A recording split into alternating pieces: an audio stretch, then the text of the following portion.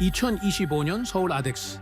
전 세계의 군사 전문가들이 숨죽인 가운데 전투기도 미사일도 아닌 이것 하나가 레이더를 무력화시켰습니다. 그 순간을 본 외신 기자들은 말을 잃었다고 하는데요. 그 기술은 어느 거대 방산기업이 아니라 불과 수십 명의 한국 연구진이 만든 결과물이었습니다. 보이지 않게 만드는 힘. 하지만 그 안에는 우리가 아직 다 듣지 못한 비밀이 숨어 있다고 하는데요. 그 회색 통 안에 담긴 진짜 이야기 지금 시작합니다. 2025년 서울 아덱스. 저는 100m짜리 군함이 레이더 화면에서 사라지는 걸 봤습니다. 10m 물체처럼 표시되더군요. 30년 동안 함정의 외피를 만지고 전투기 유지비를 계산해온 사람으로서 이건 불가능한 일이었습니다. 그런데 그 불가능이 내 눈앞에서 일어났습니다.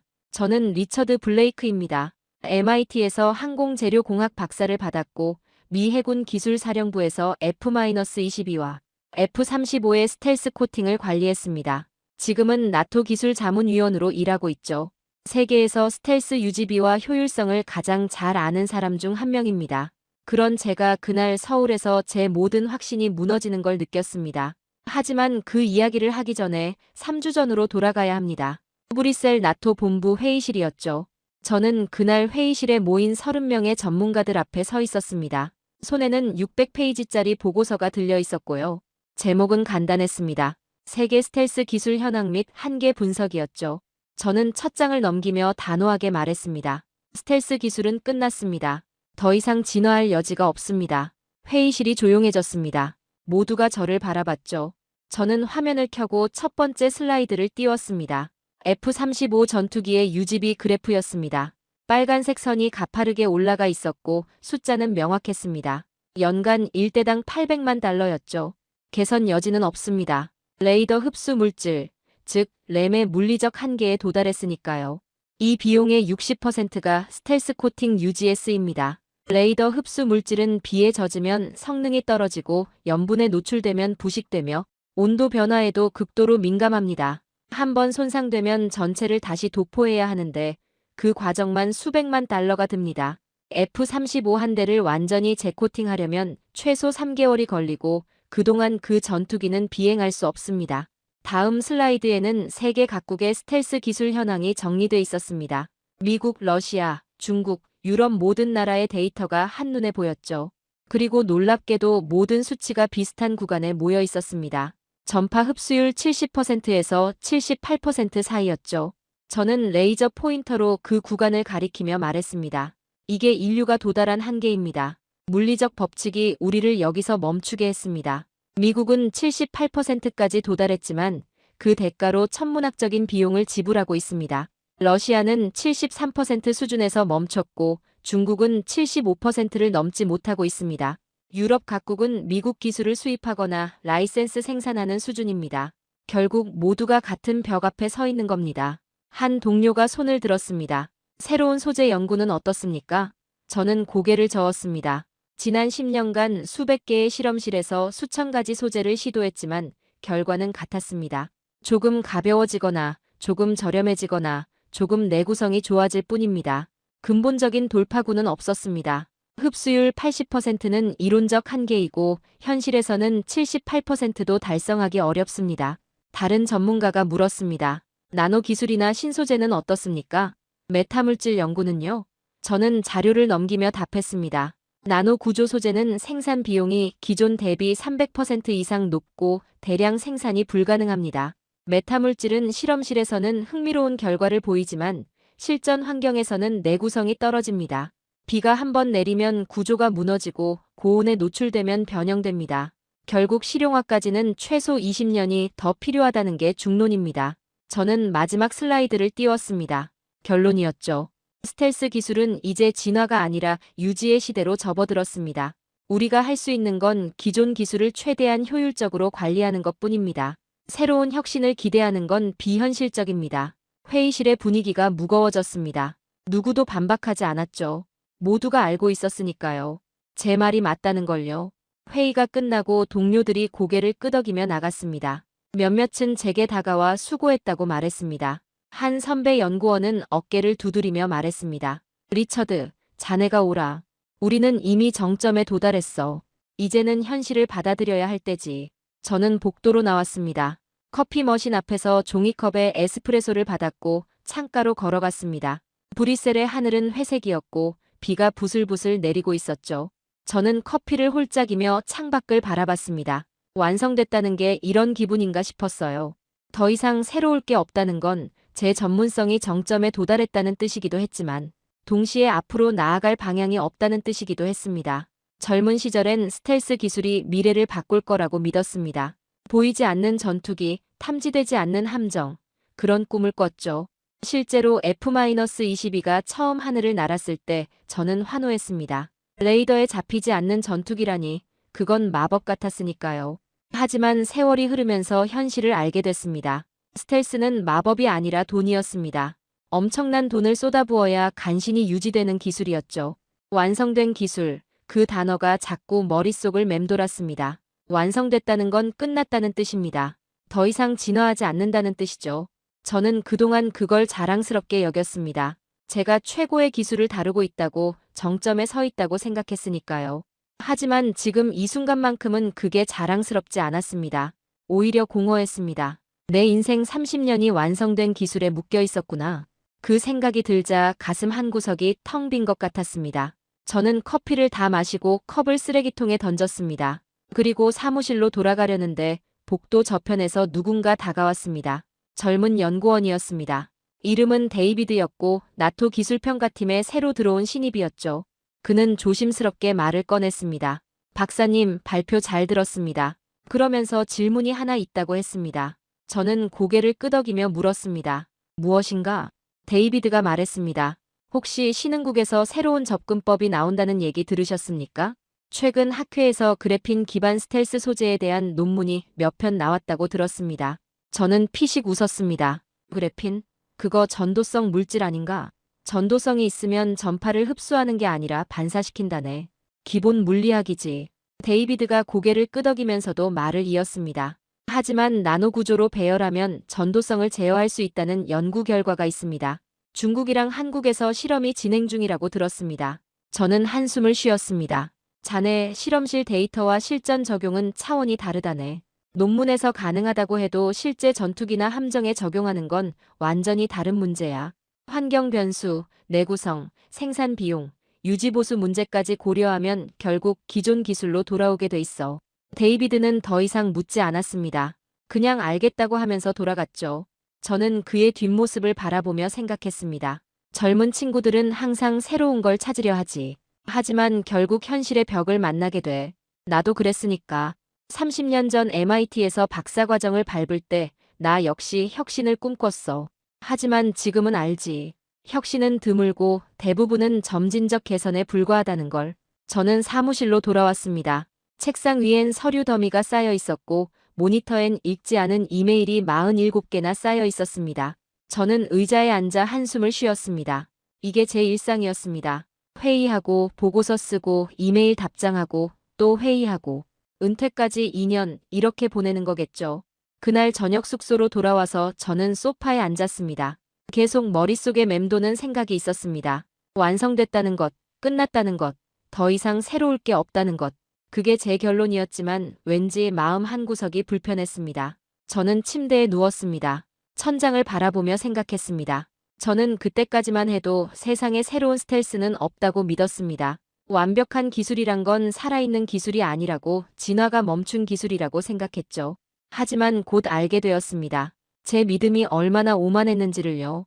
일주일이 지났습니다. 저는 여전히 나토 본부에서 똑같은 일상을 보내고 있었죠. 회의 참석하고 기술 보고서 검토하고 각국 군사 자문관들과 이메일 주고받고. 그런데 그날은 조금 달랐습니다. 국제방산지표 분석 회의가 예정돼 있었거든요. 회의실은 지난주보다 더 많은 사람들로 가득 찼습니다. 각국 국방부 관계자들, 기술 분석가들, 예산 담당자들까지 모여 있었죠. 주제는 명확했습니다. 세계 스텔스 유지비 총액 분석이었습니다. 화면에 그래프가 떴고 저는 그 숫자를 보는 순간 한숨이 나왔습니다. 10년간 42% 증가였습니다. 2015년 대비 2025년 현재 전 세계가 스텔스 기술 유지에 쏟아붓는 돈이 거의 절반 가까이 늘어난 겁니다. 발표자가 말했습니다. 이 추세라면 2030년에는 60%를 넘어설 것으로 예상된다고요. 문제는 성능 향상은 전혀 없다는 겁니다. 같은 기술을 유지하는데 돈만 더 들어가고 있었죠. 다음 슬라이드는 더 충격적이었습니다. 나토 가동률 보고서였는데 F-35의 30%가 코팅 문제로 비행 불가 상태라고 나와 있었습니다. 30%요. 최첨단 스텔스 전투기 10대 중 3대가 하늘을 날 수 없다는 뜻이었습니다. 이유는 간단했습니다. 레이더 흡수 물질이 손상됐는데 교체할 부품이 부족하거나 재코팅할 예산이 없거나 정비 일정이 밀려서였죠. 저는 옆자리 동료에게 작은 소리로 말했습니다. 기술이 아니라 비용이 적을 선택하는 시대가 됐군요. 그가 고개를 끄덕였습니다. 맞아요, 리처드. 이제 스텔스는 전략 자산이 아니라 재정 부담입니다. 우리는 쓴웃음을 지었습니다. 30년 전 우리가 꿈꿨던 미래는 이게 아니었는데 말이죠. 발표는 계속됐습니다.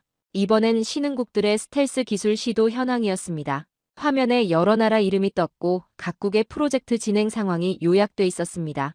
인도는 자체 스텔스 코팅 개발을 시도했지만 실패했다고 나왔습니다. 흡수율이 목표치에 미달했고 내구성 테스트에서도 탈락했죠. 브라질은 실험 단계에서 중단됐습니다.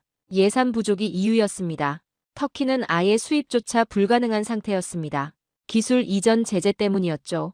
저는 화면을 보며 생각했습니다. 결국 다들 같은 결론에 도달하는구나. 스텔스 기술은 소수 강대국의 전유물이고 나머지 국가들은 접근조차 어렵다는 것. 그게 현실이었습니다. 기술의 벽이 아니라 경제의 벽, 정치의 벽이 가로막고 있었던 거죠. 그런데 화면이 넘어가면서 마지막 항목이 나타났습니다. 작은 글씨였지만 제 눈에 들어왔습니다. 한국, 독자적인 레이더 흡수 물질 연구 진행 중이라고 적혀 있었습니다. 저는 무심코 코웃음을 쳤습니다. 한국이요? 저들은 부품 조립국 아닙니까? 스텔스 기술은 차원이 다른 문제인데요. 옆에 앉은 프랑스 국방부 관계자가 저를 쳐다봤습니다. 뭔가 아시나요? 저는 고개를 저었습니다. 아니요, 그냥 흥미롭다는 생각이 들어서요. 한국이 스텔스 분야에 진출한다는 게 말이죠. 그가 웃으며 말했습니다. 글쎄요, 아마 또 실패할 겁니다. 인도나 브라질처럼요. 이 기술은 그렇게 만만하지 않거든요. 회의가 끝나고 저는 복도로 나왔습니다. 그런데 휴대전화가 진동했습니다. 문자 메시지였죠. 발신자는 잭 맥더못이었습니다. 미 공군 장교 출신으로 지금은 민간 방산 컨설턴트로 일하는 오랜 친구였습니다. 메시지는 짧았습니다. 리치, 지금 통화 가능? 급한 얘기가 있어. 저는 조용한 구석으로 걸어가 전화를 걸었습니다. 잭이 받았습니다. 리치, 자네 한국에서 뭔가 이상한 일이 벌어지고 있다는 거 들었나? 저는 미간을 찌푸렸습니다. 한국? 아까 회의에서 봤는데 독자 연구 진행 중이라던데요. 별거 아니겠죠. 잭이 말했습니다. 아니야, 리치. 내가 그 데이터를 보기 전까진 나도 그렇게 생각했어. 저는 멈춰섰습니다. 데이터요? 무슨 데이터 말입니까? 잭의 목소리가 진지해졌습니다. 페인트야, 리치. 그들이 페인트 한 통으로 전장을 바꿨다고 하더군. 레이더 흡수율이 기존 대비 10% 이상 높다는 비공식 정보가 돌고 있어. 나도 처음엔 웃었지. 하지만 출처가 믿을 만한 곳이야. 미 해군 정보부 쪽에서 흘러나온 거거든. 저는 웃음을 터뜨렸습니다. 잭, 농담하시는 거죠? 페인트 한 통으로요? 그게 말이 됩니까? 흡수율 10% 상승이면 88%를 말하는 건데 그건 물리적으로 불가능합니다. 잭이 한숨을 쉬었습니다. 나도 알아, 리치. 자네가 그렇게 반응할 줄 알았어. 하지만 적어도 확인은 해봐. 내가 자료 보내줄게. 그리고 한 가지만 더 말하자면 그들이 쓰는 기술은 그래핀 기반이라더군. 그래핀이라는 단어에 저는 다시 웃음이 나왔습니다. 그래핀은 전도성 물질입니다. 전파를 흡수하는 게 아니라 반사시키죠. 기본 물리학 아닙니까? 잭이 말했습니다. 그래, 나도 그렇게 배웠어. 하지만 나노 구조로 제어하면 다르다는 게 그들의 주장이야. 리치, 그냥 한번 봐. 내가 틀렸으면 좋겠지만 만약 이게 진짜라면 우리가 알던 세계가 바뀌는 거야. 통화가 끝났습니다. 저는 복도에 서서 멍하니 창밖을 바라봤습니다. 페인트 한 통으로 전장을 바꿨다고요? 말도 안 되는 소리였습니다. 하지만 잭은 농담할 사람이 아니었습니다. 그는 20년 넘게 이 바닥에서 일한 전문가였고 함부로 말하는 스타일도 아니었죠. 저는 사무실로 돌아왔습니다. 책상에 앉아 이메일함을 열었는데 잭이 보낸 메일이 벌써 와 있었습니다. 제목은 간단했습니다. 한국 그래핀 스텔스 관련 비공식 자료였죠. 저는 첨부 파일을 내려받았습니다. PDF 파일이었고 5페이지 정도의 짧은 요약 보고서였습니다. 첫 페이지를 열었습니다. 출처는 명확하지 않았지만 미 해군 정보부 스타일의 서식이었습니다. 내용은 충격적이었습니다. 한국이 그래핀 복합체 기반 스텔스 도료를 개발했고 시험 결과 전파 흡수율이 85% 이상으로 추정된다는 겁니다. 국산 화율은 98%이며 기존 미국 기술 대비 유지비가 60% 절감될 것으로 예상된다고 적혀 있었습니다. 저는 화면을 멍하니 바라봤습니다. 85% 이상이요? 국산 화율 98%요? 말도 안 됩니다. 미국조차 78%에서 멈춰 있는데 어떻게 한국이 85%를 달성한단 말입니까? 더구나 국산 화율 98%라니 그건 기술 종속 없이 완전히 독자적으로 생산할 수 있다는 뜻입니다. 저는 두 번째 페이지를 넘겼습니다. 기술 방식에 대한 간단한 설명이 있었습니다. 그래핀을 나노 단위로 배열해서 전도성을 제어하고 특수 고분자와 결합해 내구성을 높였다는 내용이었죠. 이론적으로는 가능해 보였지만 실제 구현은 완전히 다른 문제입니다. 나노 구조를 대량 생산하는 것도 어렵고 환경 변수에 대응하는 것은 더 어렵습니다. 저는 고개를 저었습니다. 이건 과장된 정보일 겁니다. 아니면 초기 실험 데이터를 부풀린 거겠죠. 실전 적용과는 거리가 먼 이야기일 겁니다. 하지만 마음 한구석에서 작은 의문이 피어올랐습니다. 만약 이게 진짜라면 만약 한국이 정말로 돌파구를 찾은 걸까? 저는 PDF를 닫으려다가 마지막 페이지를 열었습니다. 거기엔 짧은 문장 하나가 적혀 있었습니다. 서울 아덱스 2025에서 실물 시연 예정. 10월 중순이라고요. 그들이 실제로 뭔가를 보여준다는 뜻이었죠. 그날 밤 저는 숙소로 돌아왔지만 계속 그 보고서 내용이 머릿속을 맴돌았습니다. 85%, 국산 화율 98%, 유지비 60% 절감. 이 숫자들이 진짜라면 게임 체인저입니다. 하지만 진짜일 리 없습니다. 30년 경험이 저한테 말하고 있었습니다. 이건 과장이거나 오류라고요. 하지만 동시에 다른 목소리도 들렸습니다. 만약 내가 틀렸다면 내 경험이 오히려 편견인 건 아닌지, 만약 한국이 정말로 새로운 길을 찾은 건 아닐까? 저는 침대에 누워 천장을 바라봤습니다. 다음 날 아침 출근하자마자 저는 잭에게 전화를 걸었습니다. 자료 봤어요. 하지만 믿기 어렵습니다. 혹시 더 확실한 정보는 없습니까? 잭이 말했습니다. 그게 다야, 리치. 나도 더 알고 싶지만 공식 채널로는 확인이 안 돼. 한국 측이 정보를 꽤 타이트하게 관리하고 있거든. 하지만 한 가지는 확실해. 서울 아덱스에서 뭔가 큰 걸 발표한다는 거. 저는 한동안 말이 없었습니다. 그러다 물었습니다. 잭, 솔직히 말해봐요. 당신은 이게 진짜라고 생각합니까? 잭이 한숨을 쉬었습니다. 리치, 나도 모르겠어. 내 이성은 불가능하다고 말하지만 내 직감은 뭔가 다르다고 속삭여. 자네도 알잖아. 이 바닥에서 30년 일하면 직감이란 게 생기는 거. 그리고 지금 내 직감은 이게 무시할 수 없는 신호라고 말하고 있어. 저는 통화를 끊고 창밖을 바라봤습니다. 브뤼셀의 하늘은 여전히 회색이었습니다. 하지만 제 머릿속은 혼란스러웠습니다. 30년간 쌓아온 확신과 경험이 말하고 있었습니다. 불가능하다고요. 하지만 동시에 작은 호기심이 자라나고 있었습니다. 혹시 내가 놓친 게 있는 건 아닌지, 세상이 내가 생각하는 것보다 더 빨리 변하고 있는 건 아닌가 하는 생각이 들었습니다. 한국이라는 단어가 지워지지 않았습니다. 부품 조립국이라고 비웃었던 그 나라, 스텔스 기술과는 거리가 멀다고 단정했던 그곳에서 정말로 뭔가 새로운 일이 벌어지고 있는 건지 저는 알 수 없었습니다. 하지만 한 가지는 분명했습니다. 제 오만이 흔들리기 시작했다는 것, 그리고 제 호기심이 깨어나고 있다는 것이었습니다. 며칠이 지났습니다. 저는 여전히 브뤼셀에서 일상적인 업무를 처리하고 있었지만 머릿속은 계속 복잡했습니다. 회의에 참석해도 집중이 잘 안 됐고 보고서를 검토해도 자꾸 딴 생각이 났죠. 한국, 그래핀, 85%, 그 단어들이 계속 맴돌았습니다. 그날 아침이었습니다. 저는 사무실 책상에 앉아 이메일을 확인하고 있었습니다. 대부분 일상적인 업무 메일이었죠. 회의록, 기술 자료 요청, 예산 검토 요청 같은 것들 말입니다. 저는 하나씩 훑어보며 답장을 보내거나 삭제했습니다. 그런데 받은 편지함 중간쯤에 낯선 제목이 눈에 들어왔습니다. 기밀이라는 표시와 함께 보이지 않는 함정 시연이라는 문구가 적혀 있었고 서울 아덱스 2025라는 단어도 보였습니다. 발신자 이름을 보니 잭 맥더못이었습니다. 저는 마우스를 클릭했습니다. 메일 본문은 짧았습니다. 리치, 내가 믿지 않겠지만 이건 직접 봐야 해. 첨부 파일 확인해.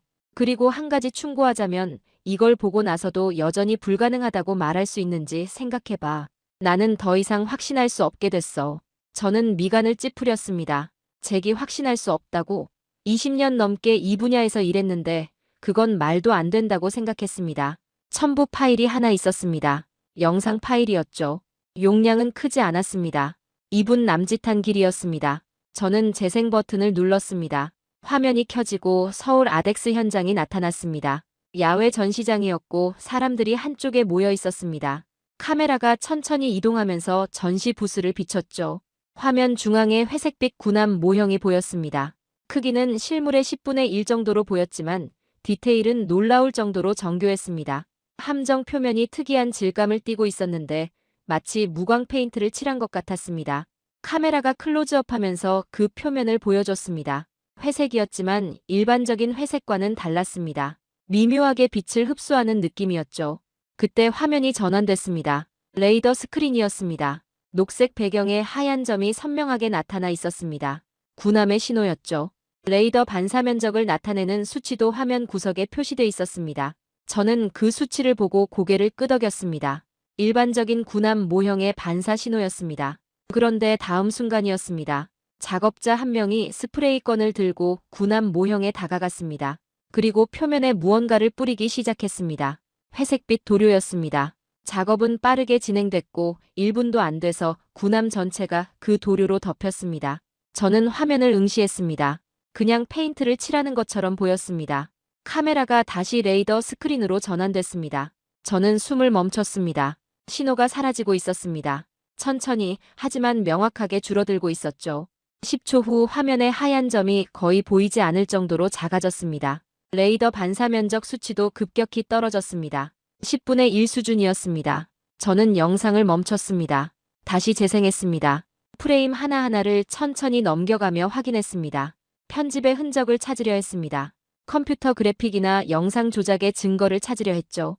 하지만 찾을 수 없었습니다. 이건 실시간 촬영이었습니다. 카메라 앵글, 조명, 주변 사람들의 반응, 모든 게 자연스러웠습니다. 저는 영상을 계속 분석했습니다. 화면 하단에 데이터가 표시됐습니다. 전파 흡수율 88%, 레이더 반사 면적 10분의 1이라는 수치가 보였습니다. 그리고 작은 글씨로 그래핀 복합 도료라는 문구가 적혀 있었습니다. 저는 의자에 등을 기댔습니다. 88%라고요? 제가 평생 봐온 최고 수치가 78%였습니다. 미국이 수십 년간 수백억 달러를 쏟아부어 도달한 수치였죠. 그런데 지금 제 눈앞에는 88%라는 숫자가 있었습니다. 10% 차이, 그건 믿을 수 없었습니다. 탐지거리가 40% 이상 줄어든다는 뜻입니다. 100m 함정이 레이더에선 60m로 보인다는 겁니다. 저는 계산기를 꺼냈습니다. 손으로 직접 계산하기 시작했습니다. 만약 저 수치가 진짜라면 어떤 일이 벌어질까? 해상 레이더의 탐지 범위는 어떻게 변할까? 공대함 작전의 전술은 숫자를 입력하고 공식을 적용하고 결과를 확인했습니다. 결과는 충격적이었습니다. 모든 계산이 일치했습니다. 만약 전파 흡수율이 정말 88%라면 그리고 그게 실전 환경에서도 유지된다면 해전의 판도가 바뀝니다. 완전히 바뀌는 겁니다. 적 레이더가 함정을 포착하는 시점이 현재보다 40% 이상 늦어집니다. 그 시간 차이가 곧 생존율이고 전술적 우위입니다. 저는 영상을 다시 재생했습니다. 이번엔 기술적 측면에 집중했습니다. 도료의 점성, 도포 방식, 건조 시간, 표면 질감, 모든 걸 관찰했습니다. 일반 페인트처럼 스프레이로 뿌렸습니다. 특별한 장비가 필요 없어 보였죠. 건조도 빨랐습니다. 1분 안에 효과가 나타났으니까요. 이건 실험실 기술이 아니었습니다. 현장 적용 가능한 기술이었습니다. 저는 영상을 멈추고 생각에 잠겼습니다. 그래핀이라 전도성 물질인 그래핀으로 어떻게 전파 흡수가 가능하지? 제가 아는 물리학으로는 설명이 안 됐습니다. 전도성이 있으면 전파를 반사시킵니다. 흡수가 아니라 반사죠. 그게 기본 원리입니다. 하지만 영상 속 데이터는 거짓말하지 않았습니다. 레이더 신호가 명확히 줄어들었습니다. 반사가 아니라 흡수됐다는 증거였죠. 그렇다면 그들은 어떻게 전도성을 제어한 걸까? 나노 구조, 문자 배열. 저는 머리를 감쌌습니다. 이해할 수 없었습니다. 저는 이메일 회신을 쓰기 시작했습니다. 잭에게 보내는 메일이었습니다. 타이핑하다가 멈췄습니다. 무엇을 써야 할지, 이건 말도 안 된다고 불가능하다고 해야 할지, 하지만 제 계산은 달랐습니다. 제 눈도 달랐습니다. 영상은 진짜처럼 보였고 데이터는 논리적이었습니다. 저는 결국 짧게 썼습니다. 잭, 영상 확인했어. 이게 진짜인지 확인해줘. 출처가 확실한지, 조작 가능성은 없는지 말이야. 그리고 혹시 더 많은 자료가 있으면 보내줘. 저는 전송 버튼을 눌렀습니다. 그리고 다시 영상으로 돌아갔습니다. 이번엔 영상을 반복해서 봤습니다. 5번, 10번, 20번 볼 때마다 새로운 디테일이 보였습니다. 주변 관람객들의 표정, 놀라움과 감탄이 역력했습니다. 연구진의 자신감 넘치는 태도, 시연 과정의 능숙함, 모든 게 준비된 기술처럼 보였습니다. 이건 일회성 실험이 아니었습니다. 반복 검증된 기술이었습니다. 저는 시뮬레이션 프로그램을 켰습니다. 제가 자주 쓰는 레이더 반사 분석 소프트웨어였습니다. 영상 속 데이터를 입력하기 시작했습니다. 함정 크기, 도료 두께 추정치, 전파 흡수율, 반사 면적, 모든 변수를 넣었습니다. 계산을 돌렸습니다. 결과가 나왔습니다. 저는 화면을 응시했습니다. 시뮬레이션 결과가 영상 속 수치와 일치했습니다. 오차 범위 3% 이내였습니다. 이건 우연이 아니었습니다. 데이터가 정확하다는 뜻이었습니다. 만약 저 도료의 성능이 정말 저 정도라면, 만약 실전 환경에서도 유지된다면 이건 혁명이었습니다. 저는 손끝이 떨리는 걸 느꼈습니다. 30년 경력의 전문가로서 저는 항상 냉정했습니다. 데이터를 신뢰했고 과장을 경계했으며 확증 편향을 피했습니다. 하지만 지금 제 앞에 있는 건 부정할 수 없는 증거였습니다. 계산은 맞았고 논리는 일관됐으며 결과는 명확했습니다. 저는 의자에서 일어나 창가로 걸어갔습니다. 브뤼셀의 거리가 내려다 보였습니다. 사람들이 오가고 차들이 지나가고 일상이 흘러가고 있었습니다. 하지만 제 세계는 흔들리고 있었습니다. 제가 20년 동안 불가능하다고 믿었던 일이 가능해졌습니다. 제가 완성됐다고 단정했던 기술이 진화하고 있었습니다. 그날 오후 잭에게서 답장이 왔습니다. 리치, 출처는 확실해. 미 해군 정보부에서 직접 촬영한 거야.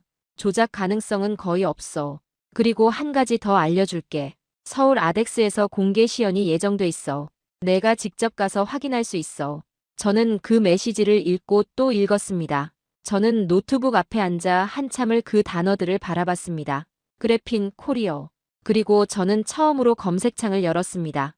브뤼셀에서 인천까지 항공편을 타이핑하기 시작했습니다. 나는 그때 처음으로 한국행 비행기를 검색했습니다. 며칠이 지났습니다. 저는 한국행 비행기 검색 결과를 저장해 놓고도 예약 버튼을 누르지 못했습니다. 개인 비용으로 서울까지 가서 확인한다면 동료들이 뭐라고 할지 그들은 비웃을 겁니다. 제가 은퇴를 앞두고 정신이 나갔다고 말이죠. 하지만 그 영상을 잊을 수가 없었습니다.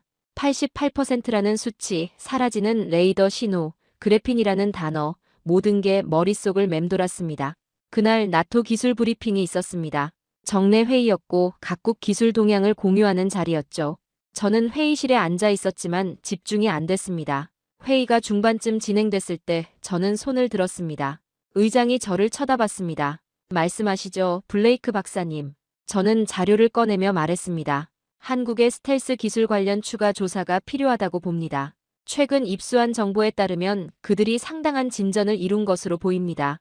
회의실이 조용해졌습니다. 그러다 누군가 웃음을 터뜨렸습니다. 제 상관인 토마스 부국장이었습니다. 리처드, 자네 지난주에 뭐라고 했나? 스텔스 기술은 끝났다고 했잖아. 그런데 지금 한국 기술을 조사하자고? 다른 동료들도 웃기 시작했습니다. 한국이요? 그건 홍보쇼일 뿐입니다. 인도나 브라질이 했던 것처럼요. 저는 자료를 테이블 위에 놓았습니다. 하지만 이 데이터는 다릅니다. 전파 흡수율 88%. 이건 무시할 수 없는 수치입니다. 토마스가 고개를 저었습니다. 리처드, 그건 실험실 데이터야. 자네도 알잖아. 실험실과 실전은 천지 차이지. 게다가 출처도 불분명하잖아.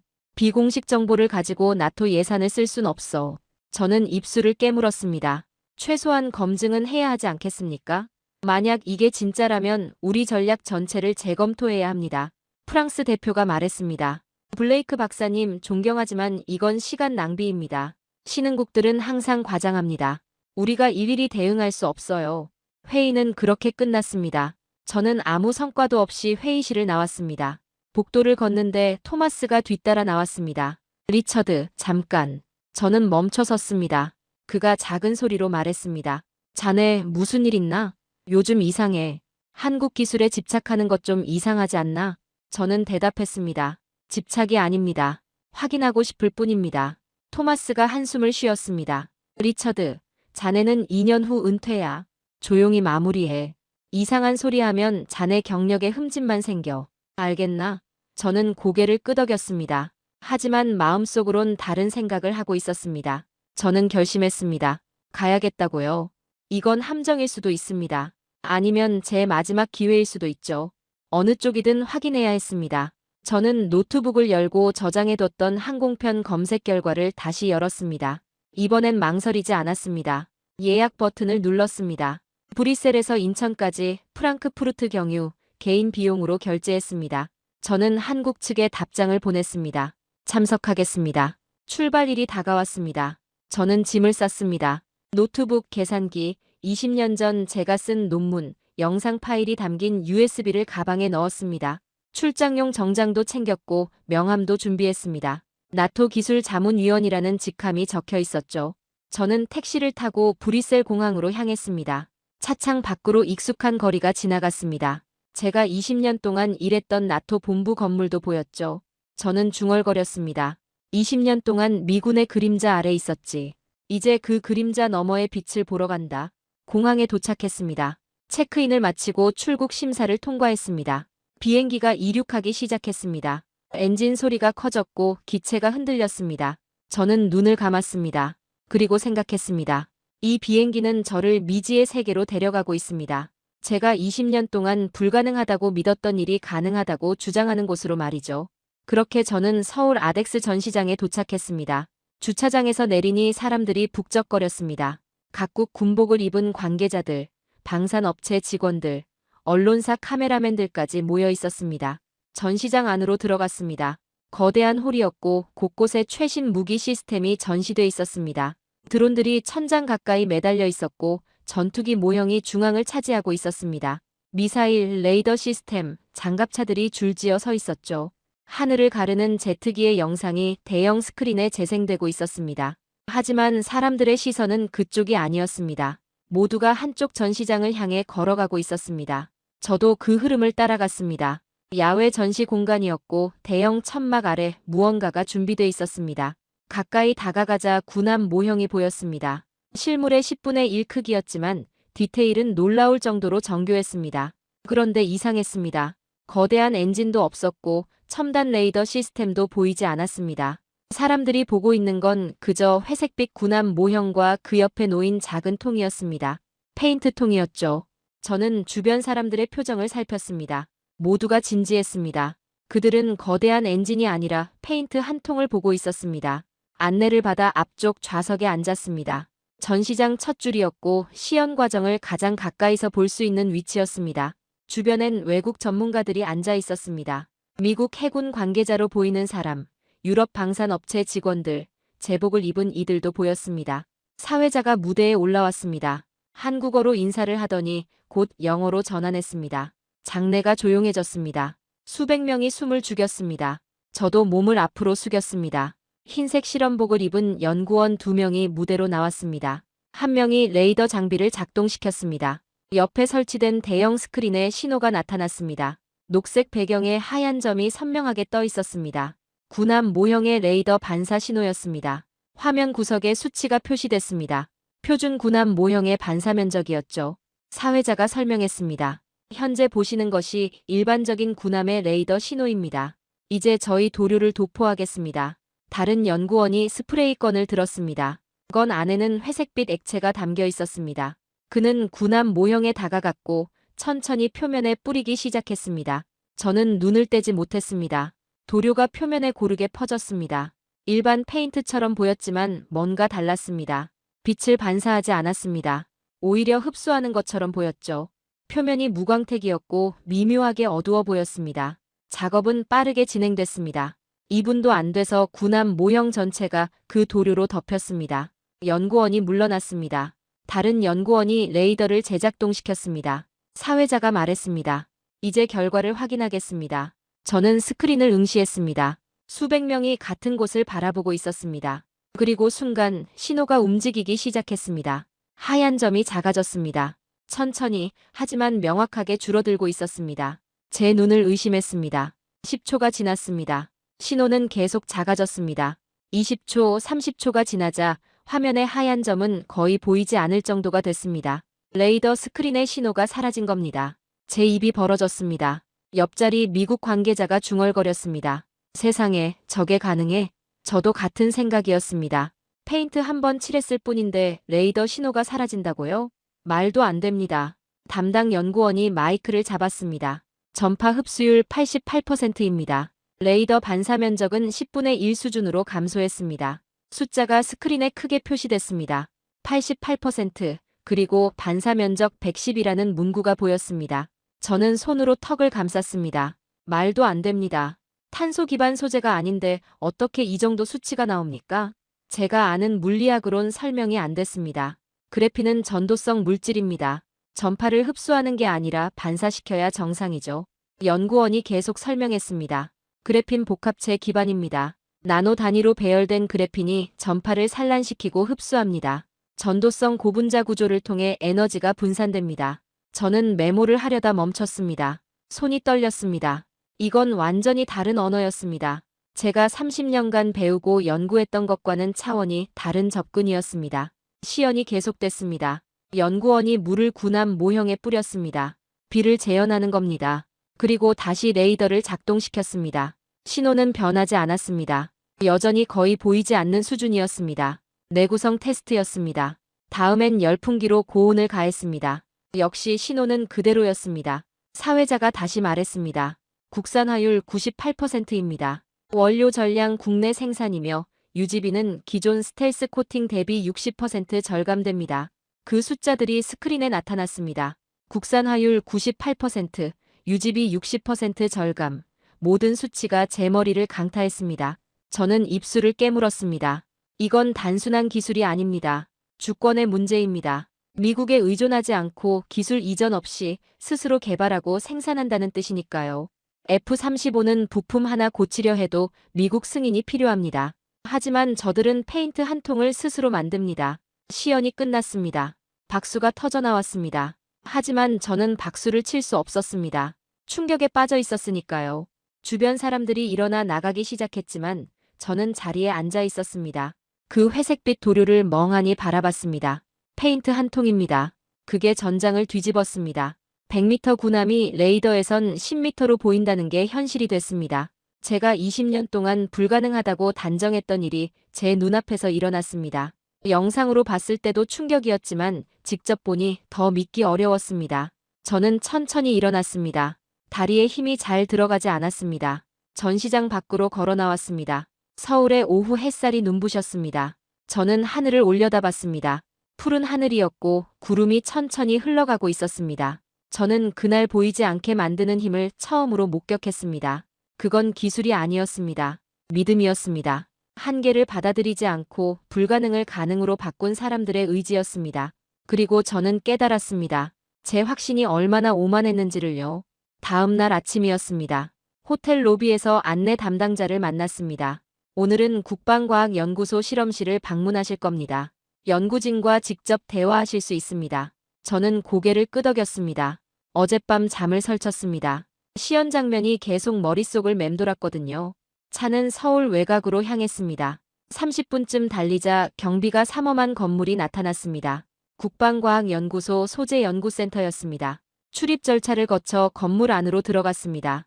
복도는 조용했고 곳곳에 보안 카메라가 설치돼 있었습니다.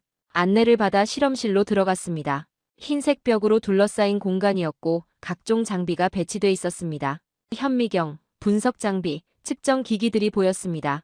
한쪽에는 군함 모형 여러 개가 놓여 있었고 그 표면엔 다양한 색깔의 도료가 칠해져 있었습니다. 연구원 몇 명이 일어나 인사했습니다. 한 중년 연구원이 다가왔습니다. 블레이크 박사님 환영합니다. 실험 과정을 보여드리겠습니다. 그는 한쪽 테이블로 저를 안내했습니다. 거기엔 금속판 샘플들이 놓여 있었고 각각 다른 도료가 칠해져 있었습니다. 연구원이 설명하기 시작했습니다.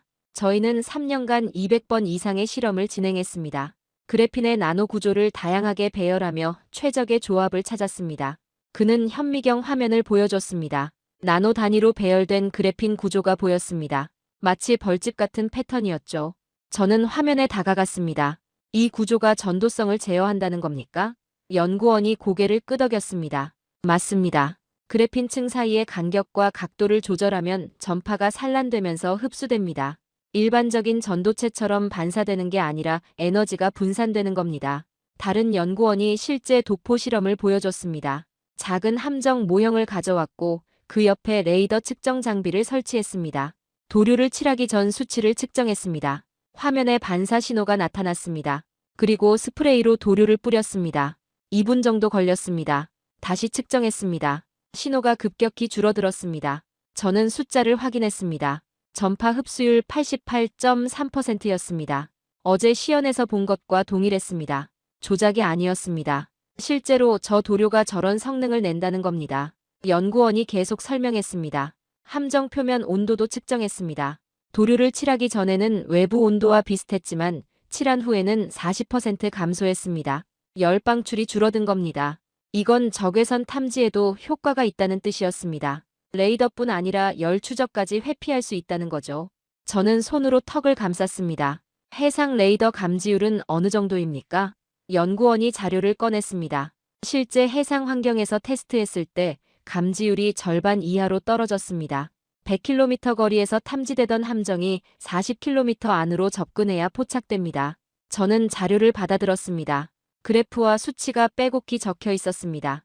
실험 조건, 측정 방법, 결과 분석, 모든 게 체계적이었습니다. 이건 급조된 데이터가 아니었습니다. 수년간의 연구가 집약된 결과였습니다. 다른 연구원이 말했습니다. 이건 미 공군의 15년이 걸린 목표였습니다. 저희는 3년 만에 도달했습니다. 저는 그를 쳐다봤습니다. 어떻게 가능했습니까? 그가 조용히 대답했습니다. 저희는 돈이 없었으니까요. 방법을 바꿀 수밖에 없었습니다. 그 말이 제 가슴을 찔렀습니다. 미국은 천문학적 예산을 쏟아부었습니다. 최첨단 장비, 수백 명의 연구진, 수십 년의 시간을 투자했죠. 하지만 한국은 달랐습니다. 적은 예산으로 근본 원리를 바꿨습니다. 문제를 우회하지 않고 정면으로 해결했습니다. 연구팀장으로 보이는 사람이 다가왔습니다. 박사님, 질문 있으시면 무엇이든 물어보십시오. 저는 물었습니다. 대량 생산은 정말 가능합니까? 그가 고개를 끄덕였습니다. 이미 양산 체제를 구축했습니다. 월 1만 리터 생산이 가능하고 필요하면 더 늘릴 수 있습니다. 저는 다시 물었습니다. 원료는요? 전량 국산입니까? 그가 자료를 보여줬습니다. 그래핀 원료부터 고분자 첨가제까지 모두 국내에서 생산합니다. 국산화율 98%입니다. 나머지 2%도 조만간 대체할 예정입니다. 저는 자료를 넘기며 물었습니다. 유지비 절감은 어떻게 가능합니까? 연구원이 설명했습니다. 기존 스텔스 코팅은 손상되면 전체를 교체해야 합니다. 하지만 저희 도료는 부분 보수가 가능합니다. 스프레이로 덧칠하면 성능이 회복됩니다. 재료비도 기존 대비 30% 수준입니다. 저는 계산기를 꺼냈습니다. 머릿속으로 계산하기 시작했습니다. F-35 한 대 재코팅 비용이 300만 달러입니다. 만약 저 도료를 쓴다면 90만 달러로 줄어듭니다. 작업 시간도 3개월에서 2주로 단축됩니다. 이건 단순한 비용 절감이 아닙니다. 가동률이 올라간다는 뜻입니다. 연구원이 계속 말했습니다. 내구성도 검증했습니다. 염수 분무 테스트, 고온 노출, 자외선 조사, 모든 환경에서 성능이 유지됐습니다. 최소 5년간 재도포 없이 사용 가능합니다. 저는 고개를 들었습니다. 5년이요? 기존 코팅은 1년마다 점검이 필요한데요. 연구원이 웃었습니다. 그게 저희가 자랑하는 부분입니다. 내구성이 5배 이상입니다. 저는 숨을 깊이 들이마셨습니다. 그건 완전히 판도를 바꾸는 기술이었습니다. 한 연구원이 조심스럽게 물었습니다. 박사님, 솔직한 평가를 듣고 싶습니다. 이 기술이 실전에서 통할까요? 저는 잠시 망설였습니다. 그리고 정직하게 대답했습니다. 통합니다. 제가 30년간 본 것 중 가장 혁신적인 기술입니다. 연구원들이 서로 쳐다봤습니다. 안도의 표정이었습니다. 연구팀장이 말했습니다. 감사합니다. 세계 최고 전문가의 인정을 받으니 보람을 느낍니다. 저는 고개를 저었습니다. 제가 감사해야 합니다. 여러분들이 제게 새로운 걸 보여줬으니까요. 실험실을 나오는 길에 저는 창밖을 바라봤습니다.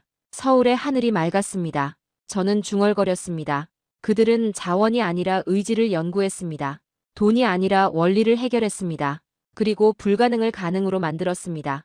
차 안에서 돌아오는 길, 저는 가방에서 20년 전 제 논문을 꺼냈습니다. 80%가 한계라고 쓴 그 논문 말이죠. 저는 그걸 읽으며 생각했습니다. 제 기준이 무너지고 있었습니다. 30년간 쌓아온 확신이 흔들리고 있습니다. 하지만 이상하게도 불편하지 않았습니다. 오히려 해방감 같은 게 느껴졌습니다. 완성됐다고 믿었던 세계가 무너지고 새로운 세계가 열리고 있었습니다. 저는 창밖을 바라보며 중얼거렸습니다. 저는 처음으로 기술 앞에서 겸손해졌습니다. 그날 저녁 호텔 방으로 돌아왔습니다. 노트북을 켰고 보고서를 쓰기 시작했습니다. 하지만 첫 문장부터 막혔습니다. 무엇을 써야 할까요? 이건 단순한 기술 보고서가 아니었습니다. 제 신념이 바뀐 이야기였습니다. 저는 타이핑을 시작했습니다. 대한민국은 그래핀 복합 스텔스 도료를 실전화했다. 전파 흡수율 88%, 국산화율 98%. 이 모든 것이 검증됐다. 하지만 진짜 놀라운 건 기술이 아니다. 그들의 믿음이다. 저는 손을 멈췄습니다. 그리고 생각했습니다. 이건 단순한 도료가 아니었습니다. 한 나라의 철학이었습니다. 의존하지 않겠다는 의지였고 스스로 서겠다는 결심이었습니다. 그 회색빛 페인트는 자주국방의 색이었습니다. 창밖으로 서울의 야경이 보였습니다. 불빛들이 반짝이고 있었습니다. 저는 그 불빛을 바라보며 깨달았습니다. 우리는 예산으로 싸웠고 그들은 믿음으로 이겼습니다. 스텔스의 중심은 더 이상 워싱턴이 아니었습니다. 브뤼셀로 돌아왔습니다. 인천공항을 떠나 12시간을 비행기에서 보냈고 다시 나토 본부가 있는 익숙한 도시로 돌아왔습니다. 하지만 모든 게 달라 보였습니다. 같은 건물, 같은 사무실, 같은 동료들이었지만 제 눈엔 다르게 보였습니다. 귀국 다음 날 긴급기술위원회 회의가 소집됐습니다. 저는 서울에서 가져온 자료를 정리해 보고서를 작성했습니다. 제목은 간단했습니다. 대한민국 그래핀 복합 스텔스 도료, 패러다임의 전환이었습니다. 60페이지 분량이었고 제가 본 모든 것이 담겨 있었습니다. 회의실에 들어섰습니다. 30명 정도의 전문가들이 앉아 있었습니다. 제 상관인 토마스 부국장도 보였고 지난번 저를 비웃었던 동료들도 있었습니다. 저는 단상에 올라가 노트북을 연결했습니다. 발표를 시작했습니다. 여러분, 저는 지난주 서울 아덱스와 국방과학연구소를 방문했습니다. 그리고 확인했습니다. 대한민국이 스텔스 기술의 새로운 기준을 만들었다는 것을 말입니다. 회의실이 술렁거렸습니다. 누군가 웃음을 터뜨렸습니다. 저는 첫 번째 슬라이드를 띄웠습니다. 시연 현장 사진이었습니다. 군함 모형과 레이더 스크린이 보였습니다. 저는 설명했습니다. 전파 흡수율 88%입니다. 제가 직접 목격했습니다. 조작이 아닙니다. 프랑스 대표가 손을 들었습니다. 블레이크 박사님, 그건 실험실 데이터 아닙니까? 실전과는 다르죠. 저는 고개를 저었습니다. 아닙니다. 현장 시연이었고 수백 명이 지켜봤습니다. 내구성 테스트도 통과했습니다. 비, 고온, 염수, 모든 환경에서 성능이 유지됐습니다. 다음 슬라이드를 넘겼습니다. 실험실 데이터였습니다. 함정 표면 온도 40% 감소, 해상 레이더 감지율 절반 이하, 모든 수치가 나와 있었습니다. 토마스가 팔짱을 끼며 말했습니다. 리처드, 그게 사실이라 해도 대량 생산은 불가능할 겁니다. 나노 기술은 실험실에선 되지만 양산은 다른 문제죠. 저는 자료를 꺼냈습니다. 이미 양산 체제를 구축했습니다. 월 1만 리터 생산이 가능하고 국산화율 98%입니다. 회의실이 조용해졌습니다. 미국 해군 연락관이 물었습니다. 국산화율 98%라고요? 원료를 어디서 구합니까? 저는 대답했습니다. 모두 국내 생산입니다. 그래핀 원료부터 고분자 첨가제까지 전부 자체 조달합니다. 기술 종속이 없다는 뜻입니다. 영국 대표가 비웃었습니다. 한국이 그런 기술력이 있다고요? 믿기 어렵네요. 저는 단호하게 말했습니다. 저도 믿기 어려웠습니다. 하지만 제 눈으로 봤습니다. 그들은 우리가 불가능하다고 단정한 걸 해냈습니다. 독일 대표가 손을 들었습니다. 그렇다면 왜 우리는 그걸 못했습니까? 우리도 그래핀 연구를 했는데요. 저는 잠시 망설였습니다. 그리고 솔직하게 대답했습니다. 우리는 기존 방식을 고수했기 때문입니다. 더 비싼 재료, 더 복잡한 공정으로 문제를 해결하려 했죠. 하지만 한국은 근본 원리를 바꿨습니다. 회의실 분위기가 싸늘해졌습니다. 한 선배 연구원이 말했습니다. 리처드, 자네 한국에서 뭘 본 거야? 그들이 자네를 속인 건 아닐까? 홍보쇼였을 수도 있잖아. 저는 고개를 저었습니다. 속임수가 아닙니다. 저는 실험실까지 들어갔고 연구진과 직접 대화했으며 원자료 데이터를 확인했습니다. 프랑스 대표가 냉소적으로 말했습니다. 그렇다면 블레이크 박사님은 이제 한국 편이 되신 겁니까? 나토 자문위원이 타국 기술을 옹호하다니 이상하네요. 저는 주먹을 쥐었습니다. 한국 편이 아닙니다. 진실의 편입니다. 제가 본 건 기술적 혁신입니다. 그걸 인정하지 않는 건 우리의 오만입니다. 토마스가 손을 들었습니다. 좋습니다, 리처드. 발표는 여기까지 합시다. 보고서는 검토하겠습니다. 하지만 나토 공식 입장은 아니니 오해 없길 바랍니다. 저는 노트북을 닫았습니다. 알겠습니다. 하지만 한 가지만 말씀드리죠. 우리가 인정하든 안 하든 세상은 바뀌고 있습니다. 회의실을 나왔습니다. 복도에서 몇몇 동료들이 수군거리는 소리가 들렸습니다. 저는 그들을 쳐다보지 않고 사무실로 걸어갔습니다. 책상에 앉았습니다. 모니터를 켰지만 화면이 흐릿하게 보였습니다. 분노가 치밀어 올랐습니다. 아니, 분노가 아니었습니다. 좌절이었습니다. 제가 30년간 믿어온 조직이 변화를 거부하고 있었습니다. 데이터를 보여줘도 증거를 제시해도 그들은 듣지 않았습니다. 30년간 쌓아온 신념이 동료들에게 외면당하고 있었습니다.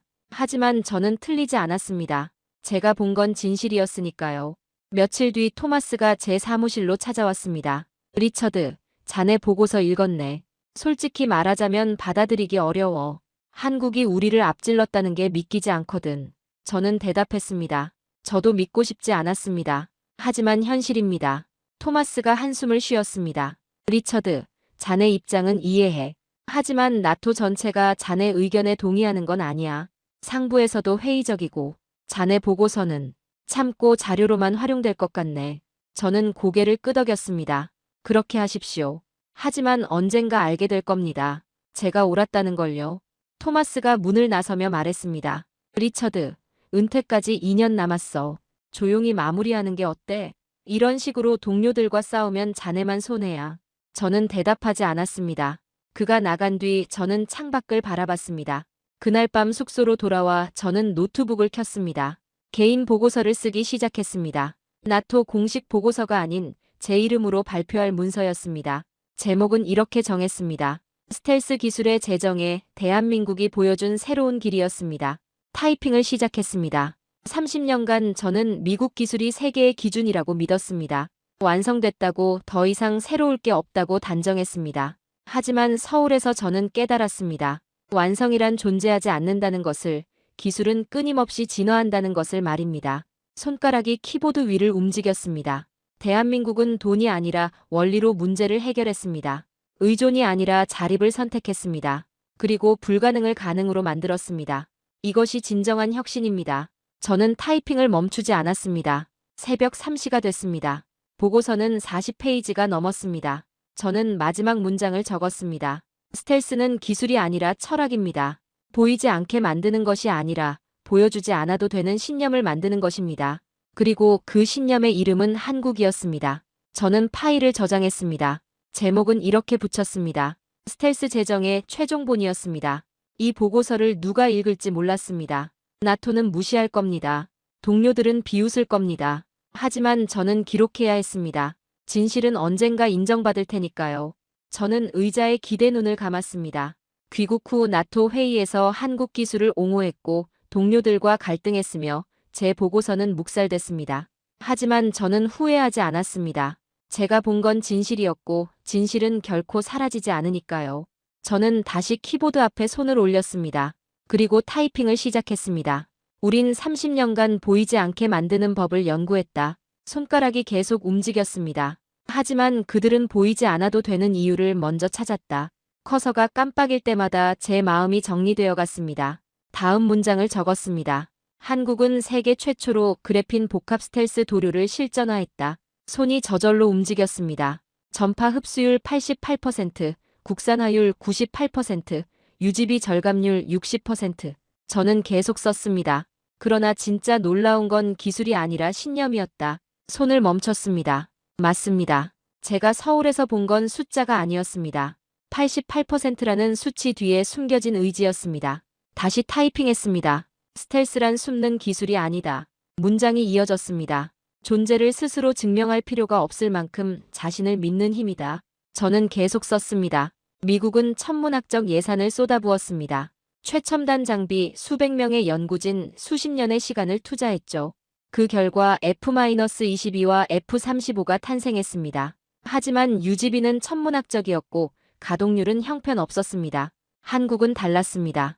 적은 예산으로 근본 원리를 바꿨습니다. 그래핀이라는 전도성 물질로 전파를 흡수하는 법을 찾아냈습니다. 불가능하다고 모두가 말했지만 그들은 해냈습니다. 페이지가 쌓여갔습니다. 시연 현장에서 본 것, 실험실에서 확인한 데이터, 연구원들과 나눈 대화, 모든 것이 문장으로 바뀌었습니다. 제 손은 쉬지 않고 움직였습니다. 마지막 부분에 도달했습니다. 결론을 써야 했습니다. 30년 경력의 마지막 보고서였습니다. 저는 마지막 문장을 적기 시작했습니다. 우린 전파를 속였다. 손가락이 키를 눌렀습니다. 그들은 세계를 놀라게 했다. 문장이 이어졌습니다. 그리고 나는 깨달았다. 마지막 문장이었습니다.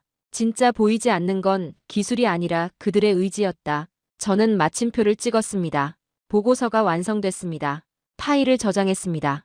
파일명을 입력했습니다. 스텔스 재정의 최종 보고서였습니다. 그리고 중얼거렸습니다. 스텔스를 완성한 건 미국이 아니었다. 보이지 않게 믿은 한국이었다. 그리고 저는 그 진실을 기록했습니다. 제 30년 경력의 마지막 임무로 말입니다.